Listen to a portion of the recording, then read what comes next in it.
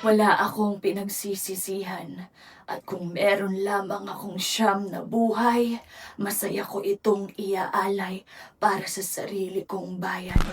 Ako si Melchora Aquino, kilala bilang Tandang Sora.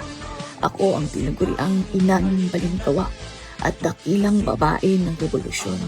Handa akong patuloyin ka sa aking tahanan, gamutin ang sugat dulot ng digmaan, bigyan ng makakain at aalagaan. Lahat ito ay para sa ating bayan.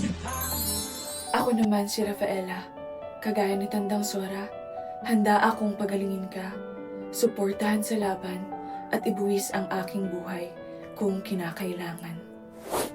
Healing prayers for you. Healing for everyone. Mapalaro man o sa totoong buhay, lahat tayo ay maaaring maging bayani. Tara na at maglaro ng Mobile Legends Bang Bang sa Agosto 25 upang magkaroon ng eksklusibong emote ng Pilipinas. Sugod!